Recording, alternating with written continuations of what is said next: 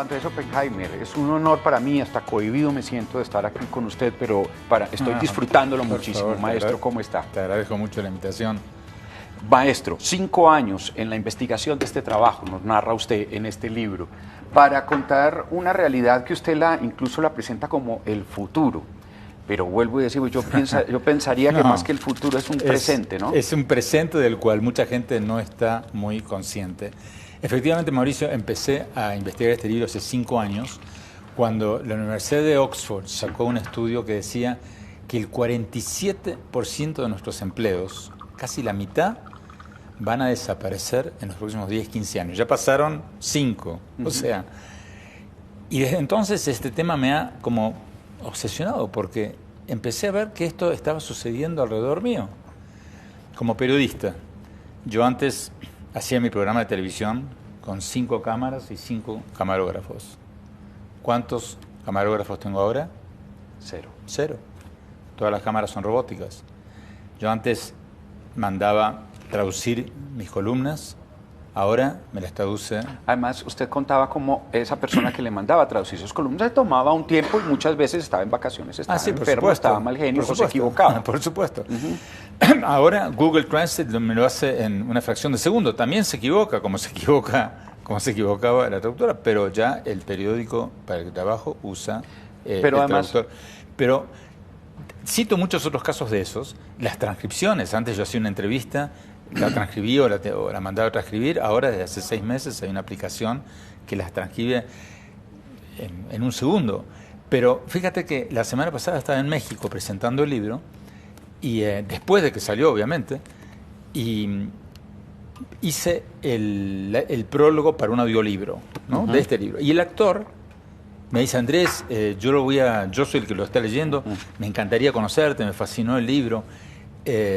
Déjame estar contigo en la grabación del prólogo porque quiero además escuchar cómo lo lees y tu entonación y todo eso. Voy y grabo el prólogo, lo conozco al actor que lee el audiolibro y me dice, Andrés, tú sabes que yo estoy perdiendo mi trabajo, porque ya salió una aplicación que lee libros, pero con entonación, con acento y sin voz robótica, con una voz, además le puedes poner acento mexicano, colombiano, argentino, lo que quieras. Y yo dije, no, no te lo puedo creer. Me dice, ven, me lleva a la computadora, me dice, elígete unos párrafos del texto. Yo le digo, a ver, elegimos estos 3, aprieta un botón y sale una voz humana, como la tuya y la mía, leyendo, pero perfectamente.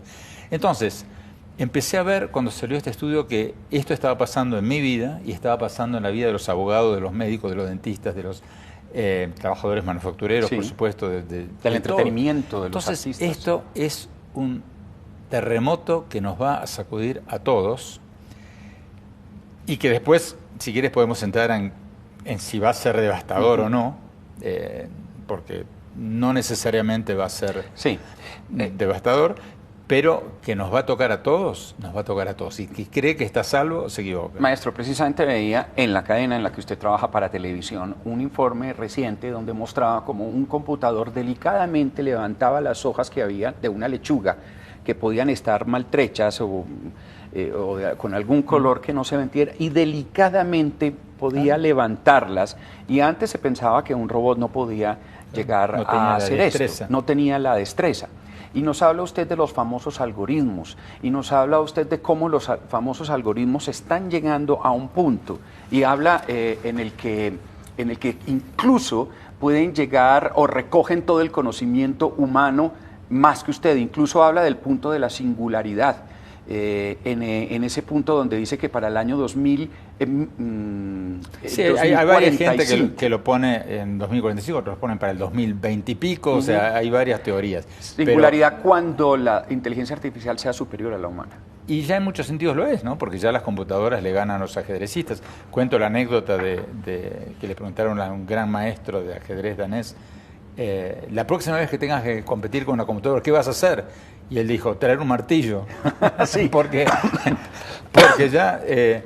y esto lo vemos cada vez más en nuestras vidas. Entonces, lo que hice Mauricio fue tratar de enfocarlo no como un gran tratado filosófico sobre el futuro del trabajo, sino muy concretamente en nuestras profesiones. Entonces, empecé a entrevistar a los futurólogos más importantes del mundo en cada área.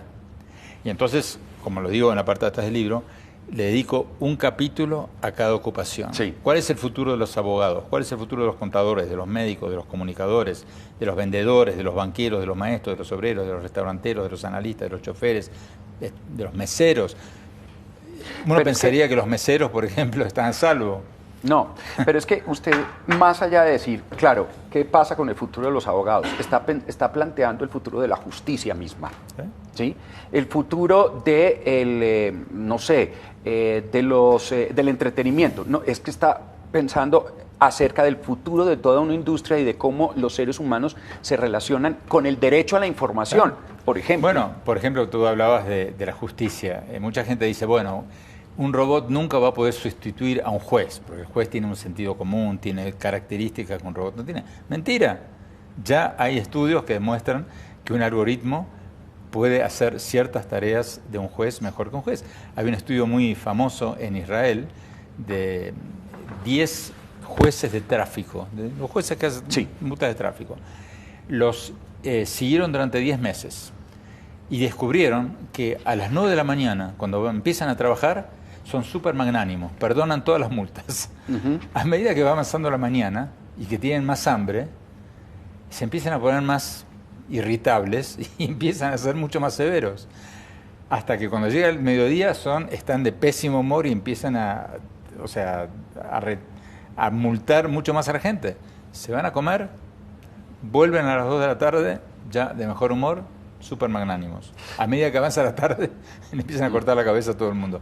Entonces, ya el estudio dice que los algoritmos son mucho más ecuánimes que los jueces para ese tipo de trabajo rutinario, metódico, porque no les baja el azúcar en la sangre, no tienen el problema no se enferman, no están bravos hoy, no amanecieron hoy con un problema familiar, en fin. Mire, yo este fin de semana que leí el libro, cada tanto pegaba un grito y las personas que estaban conmigo en la casa venían a preguntarme qué estaba sucediendo. Cuando les leía los párrafos que había subrayado, ellos pegaban exactamente el mismo grito. Sin embargo, este no es un libro apocalíptico. No, para nada. Por otro lado, usted habla, para después encontrar casi un punto miedo, de los tecno-optimistas. Sí, mira, hasta ahora, esto del susto por la tecnología no es nuevo. Siempre ha habido sustos por la tecnología, pero al final del día, hasta ahora, la tecnología siempre ha creado más trabajos de los que ha destruido. En la revolución industrial, los tejedores empezaron a quemar las máquinas, los telares mecánicos cuando aparecieron, porque dijeron nos vamos a quedar sin trabajo. ¿Qué pasó? Por supuesto, no lograron detener el telar mecánico. El telar mecánico empezó a producir mucho más ropa, mucho más barata. Eso le dejó a la gente más ingreso disponible para comprar más ropa. Y al final del día hubo más trabajadores textiles que antes. Lo mismo pasó con los autos. Cuando se inventaron los autos, los que fabricaban carretas nos dijeron, uy Dios, nos vamos a quedar sin trabajo. Estas máquinas nos van a... Sí. ¿Y qué pasó? O sea, decían... nos van a dejar sin trabajo a los que fabricamos carretas, a los que fabricamos herraduras, a los que limpiamos los caballos, a los que alimentamos los caballos, etcétera, etcétera. Esto es terrible. Bueno, resultó ser al revés. Las fábricas de autos empezaron a contratar a millones de obreros, de trabajadores de la industria automotriz. Hicieron falta carreteras, que emplearon a millones de personas, talleres mecánicos, etcétera, etcétera. Al final del día, el número de gente empleada por la movilidad, digamos, fue mayor que antes. Sí. Entonces, hasta ahora la tecnología siempre ha creado más trabajos de los que ha destruido. La gran pregunta ahora es si eso va a seguir siendo así por el tema de la aceleración tecnológica. Porque la gente antes tenía mucho más tiempo de reinventarse que ahora. Cuando éramos cazadores en la antigüedad, tuvimos miles de años para convertirnos en agricultores. Hace 200 años, cuando la gente prendía las lámparas, los faroles de gas en las calles, los faroleros, los que prendían las lámparas de gas, tuvieron como 80 años para reinventarse cuando salieron los faroles eléctricos. Pero hoy día, la señora que atiende un estacionamiento, un parqueo... Usted narraba el caso de... La señora que te da el ticket cuando entras y y te cobra cuando sales, y la reemplazan por una máquina. Que usted ni siquiera se dio cuenta. Un día llegó a saludarla y de un día al otro, una máquina. De un día al otro. Esa señora no tiene ni 1000 años ni 80 años para reinventarse. Tiene 24 horas. Entonces, cuando tú decías muy bien, muy acertadamente, de que este libro no es apocalíptico, es porque lo que hago en este libro es decir, esto no tiene por qué significar que vamos a perder nuestros trabajos, pero nuestros trabajos van a cambiar radicalmente. Y no en los próximos 10 o 20 años, sino en los próximos 2 o 3 años o ahora. Mire, la revolución, por lo menos el término que a mí me gusta para definir una revolución, es cuando efectivamente cambian de propiedad los medios de producción y las ideologías ya no las maneja una clase social sino otra. Puede ser un concepto marxista, en fin, pero esto, incluso dentro del concepto marxista, es una verdadera revolución. Y el problema, lo dice usted, no es tanto que ocurra, sino la aceleración, la velocidad con que se nos presenta. Entonces, tenemos todos que reinventarnos y que actualizarnos como personas y como países. Y el que no lo haga, se va a quedar afuera. El que lo haga, le va a ir bien. Y al país que lo haga, le va a ir bien. Pero mi preocupación y el llamado que hago en Sálvese quien pueda es a los países y a las personas. Como personas, tú tienes que ver en tu trabajo qué es lo que se viene y reinventarte. No te vas a quedar sin trabajo, pero lo que haces hoy va a desaparecer. Entonces tienes que especializarte en aquello que se viene y tienes que ser consciente de lo que se viene para poder encajar. Maestro, usted contaba cómo ha entrevistado a muchísimos presidentes latinoamericanos y del mundo, pero particularmente Latinoamérica, que es uno de sus centros de interés por obvias razones. Ninguno de ellos, o muy pocos, decía usted, tiene una política seria. Algunos sí, pocos. Yo hablé de esto con el presidente Macri de Argentina hace 3 semanas, hablé de esto ayer con el presidente Piñera, vengo de Chile, estuve con el presidente Piñera ayer. El libro, para mi gran sorpresa y alegría, lo tenía en su escritorio, pero el presidente Macri, por ejemplo, me contó una anécdota que ojalá hubiera podido incluir en el libro, porque bueno, me lo contó ahora después de salir el libro. Me dijo que hace poco recibió la noticia de una inversión de $200 millones en una empresa cervecera, creo. Y él feliz, y juntó a sus asesores, ¿cómo y cuándo anunciamos esto? Qué bueno, una gran inversión. Hasta que preguntó cuánta gente iba a emplear esa fábrica. Y resultó ser que era una fábrica totalmente automatizada que va a emplear a 22 personas. Y él me decía, 22 personas, eso es lo que emplea un puesto de empanadas. De acuerdo, sí. Entonces, estamos entrando en un mundo automatizado en que tenemos que prepararnos cada uno como personas y como países, como decía. Y yo le preguntaba a Macri, bueno, entonces, ¿qué van a hacer? ¿Cuál es la salida para Argentina? En un mundo cada vez más robotizado, donde las fábricas van a tener cada vez menos operarios y cada vez más robots. Entre paréntesis, el chiste que escuché en Silicon Valley es que la fábrica del futuro va a tener solo 2 empleados, un hombre y un perro. El hombre va a estar ahí para darle de comer al perro y el perro va a estar ahí para cuidar que el hombre no toque las máquinas. Las computadoras no lo vaya a tocar. Pero Macri me decía, yo le preguntaba a Macri, bueno, ¿qué van a hacer entonces? Entonces él decía que en el caso argentino lo van a tratar de compensar con el turismo. El turismo tiene enormes posibilidades, emplea muchísima gente y es una manera de emplear gente. Pero al final del libro yo hablo de 10 áreas del futuro, sí, señor, donde va a haber muchísimos nuevos trabajos y donde va a haber muchísimas nuevas oportunidades en 10 áreas muy análisis amplias. De datos. Pero no solo eso. La salud, compañero. Cuando hablamos de salud, no solo los médicos, los profesores de Zumba, los nutricionistas, todo, o sea, va a haber, como la población mundial está envejeciendo, va a haber cada vez más necesidad de gente que yo llamo asistentes de salud, que van desde los médicos y los psicólogos hasta los cuidadores de ancianos. Hasta los que dicen, vamos a sacar a estas personas a dar un paseo. Así como hay cuidadores de perros hoy. ¿Dónde está escrito que un hogar de ancianos debe tener una persona cuidando a 20 ancianos? ¿Por qué no 1 por 1? Como debería ser. ¿Dónde está escrito que los docentes, tiene que haber un docente por cada 40 alumnos? ¿Por qué? ¿Por qué no va a haber 1 por 1? Sí. O sea, se van a abrir muchísimas nuevas oportunidades, pero lo que la gente tiene que hacer es ver cuáles son, acá hay número 10 áreas, y enfocarse en una de ellas. Sí, maestro, pero mientras esto pasa, por ejemplo, ¿qué vamos a hacer? O que usted vive en un país de inmigrantes, usted mismo llegó a los Estados Unidos desde la Argentina. Los inmigrantes en muchos países tradicionalmente ocupaban trabajos para poder sobrevivir, y hablo de la gran población, no hablo de todos los casos. Todos estos servicios, porque usted dice, lo decía en una frase, ¿cuáles son los trabajos más propensos para ser cambiados por la automatización? Y usted decía, alguien le dijo en Oxford, es muy fácil. Si usted puede describir fácil en 2 palabras su trabajo, ese trabajo lo van a cambiar así. Claro. Si es más complicado, mientras más complicado explicarlo, más difícil, pero allá llegará. Sí, y los trabajos más rutinarios y repetitivos ya van a ser reemplazados. Por ejemplo, en el capítulo que tengo sobre el futuro de los restaurantes y los hoteles, cuento cómo fui a Japón, uno de los países más robotizados, a investigar para este capítulo. Lo recibieron 2 dragones. 12 dinosaurios. Y fui a un hotel donde los conserjes eran robots. Y como este hotel era cerca de Disney World, sí, por favor. Como este hotel era cerca de Disney World, al lado de Tokio, los 3 robots eran robots dinosaurios japoneses. Sí. Había una pecera en el lobby del hotel y los peces eran robots.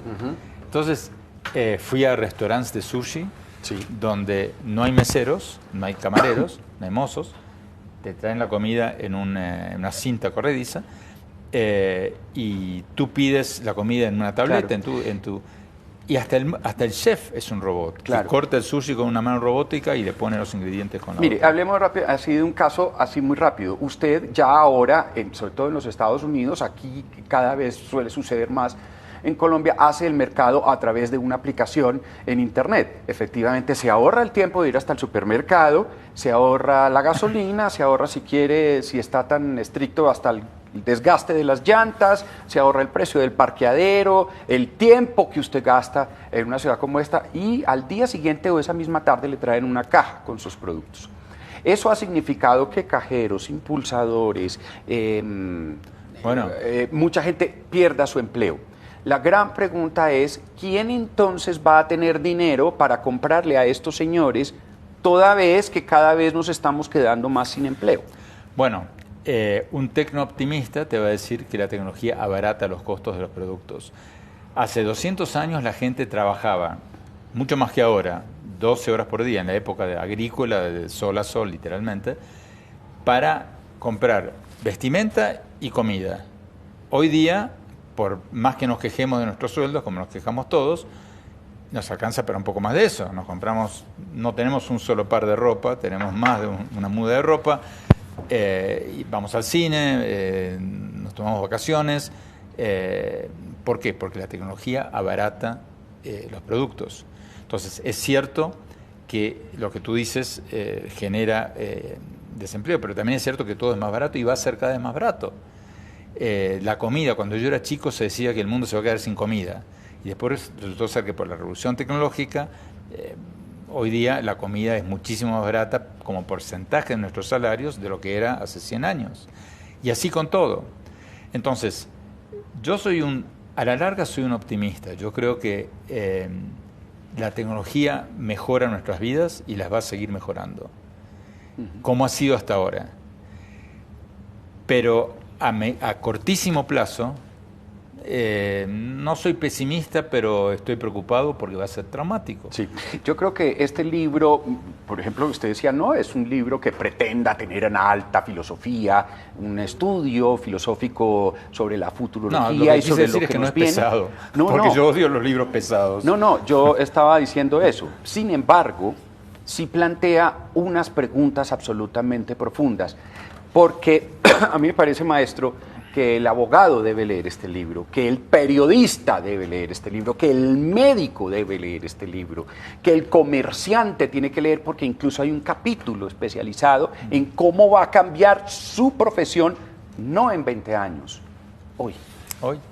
Y los periodistas, por ejemplo, en el capítulo de los periodistas cuento como ahora, en noviembre, en las elecciones legislativas de noviembre en Estados Unidos, estamos a un mes. Todos los artículos sobre las contiendas electorales van a ser escritos por un robot en el Washington Post. Entonces, tú dirás, bueno, ¿qué va a ser de los periodistas? Los periodistas que dicho sea de paso, entrevisté al director de innovación del Washington Post y le pregunto, bueno, ¿y no pusieron el grito en el cielo los periodistas? Me dice, no, porque eso les permite más enfocarse en lo que a ellos les interesa, que es la investigación periodística, el análisis, la opinión, etcétera, etcétera. Entonces, esto no quiere decir que los periodistas se van a quedar sin trabajo. Esto quiere decir que los periodistas que sigan haciendo lo que hicieron siempre se pueden quedar sin trabajo. Pero los que ya vean venir lo que se viene y se enfoquen en lo que se viene, les va a ir muy bien y van a hacer un trabajo mucho más interesante del que hacían antes. La clave es anticiparse. Usted dice también acá que la educación ya no debe preparar tanto para que el muchacho o la persona que está siendo educada se adapte a un empleo, sino para inventar empleos. Claro, en el que tengo todo un capítulo sobre el futuro de los maestros, sí, primarios, secundarios, universitarios. Y ahí cuento cómo entrevisté al profesor Einstein. El profesor Einstein es un robotcito así de chiquitito que te enseña matemáticas, ciencia y ciencias duras. Y el robot Einstein te enseña en cierto sentido mucho mejor que un maestro, porque tú le puedes decir, profesor, no entiendo, y te lo explica de otra forma, y de otra forma, y de otra forma, y de otra forma. Tiene una paciencia ilimitada y tiene 50 formas de enseñarte algo. Entonces, ¿qué es lo que digo en este capítulo? Digo que el futuro de los maestros no va a ser impartir conocimientos, porque enseñarle a los niños hoy quién descubrió América o en qué año se inventó la imprenta es totalmente obsoleto. Hoy día los niños lo buscan en Google y lo encuentran mucho mejor explicado, con musiquita, con dibujitos. Eso es totalmente obsoleto. El maestro va a tener que convertirse en un motivador, en una persona que ayuda a los niños a encontrar su pasión, en un consejero, en un guía, en todo menos un impartidor de conocimientos. Entonces, el maestro que se reinvente, que se empiece a enfocar para ese lado, le va a ir muy bien. El maestro que se quede con el currículum enseñando Colón descubrió América en tal año, va a ser totalmente obsoleto ya. Estoy hablando de 1 o 2 años. El asunto es que no tenemos mucho tiempo para reinventarnos. El asunto es que esto tiene que ser ya, hoy. Y este es un llamado. ¿Por qué se llama Sálvese quien pueda el libro?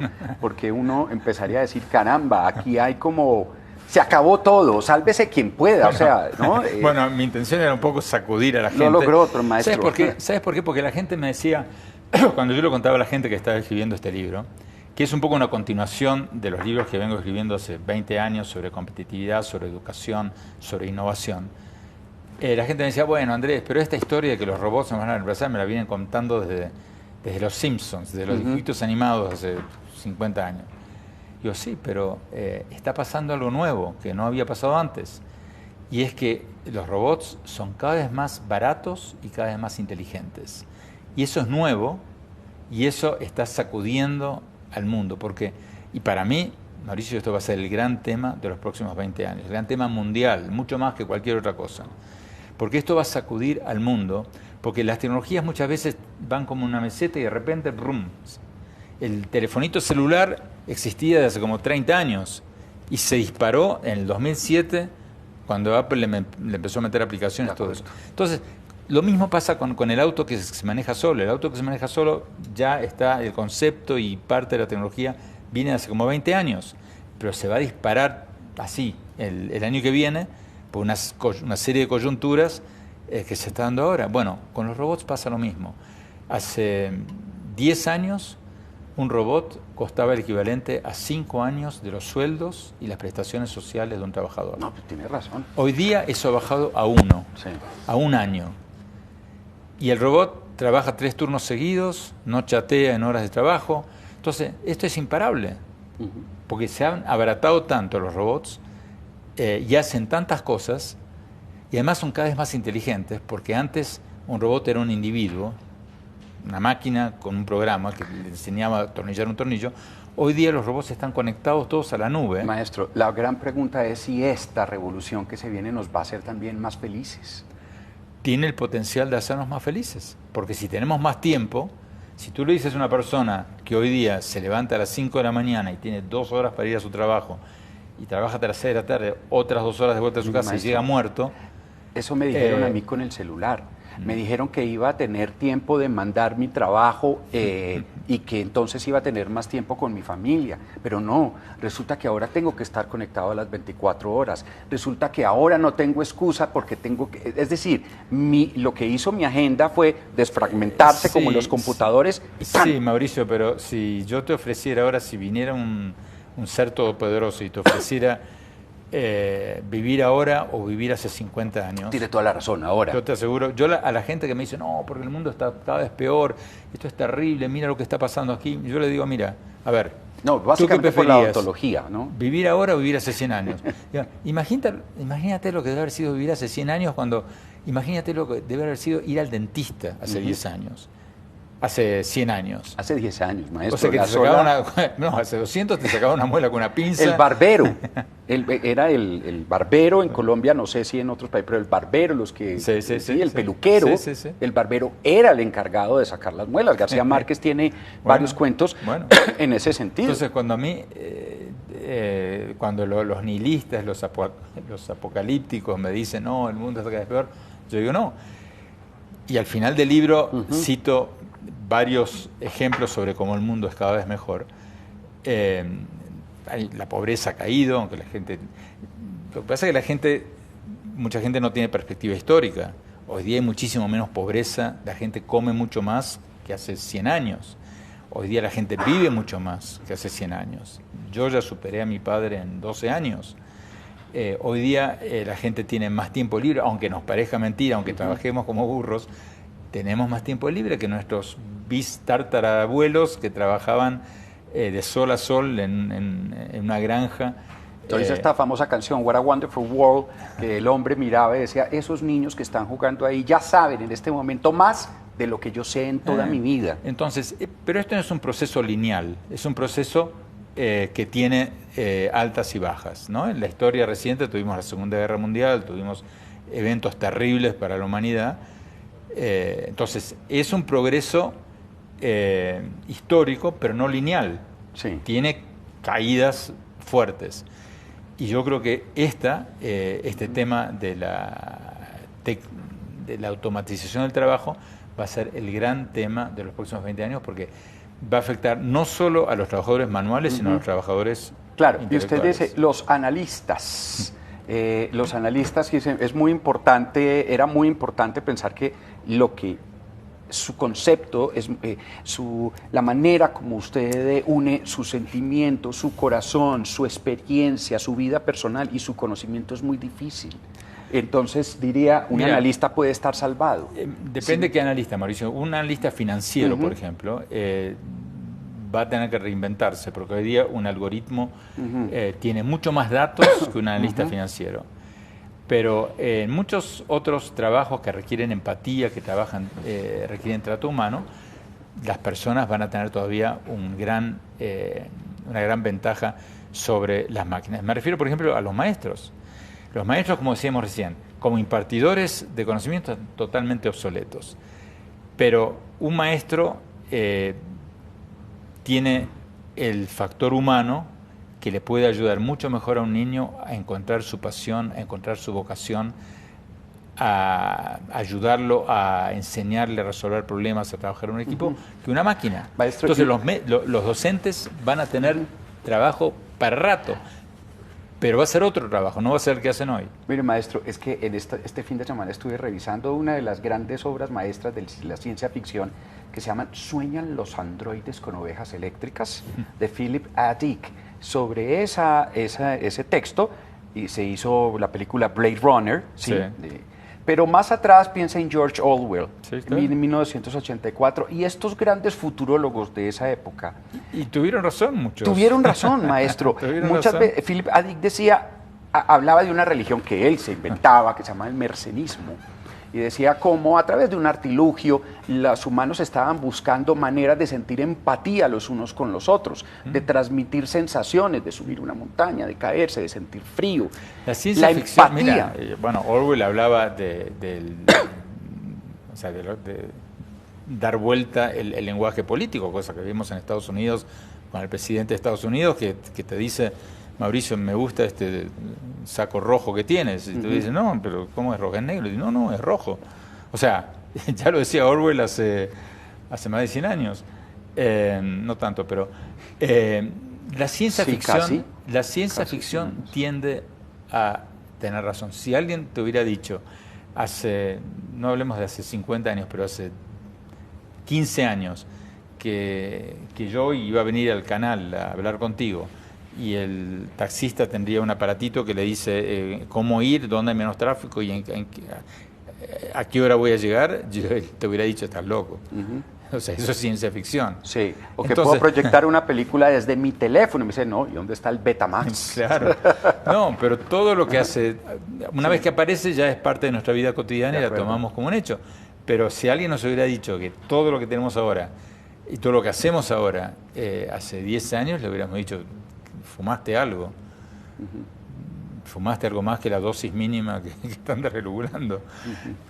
Maestro, mientras llegan las computadoras que me ayuden a analizar muchos aspectos, no sé si usted me permite darle un giro a esta entrevista y abusar de usted, ya que estamos para preguntarle algunas posiciones suyas frente a cosas que están sucediendo en nuestra Latinoamérica.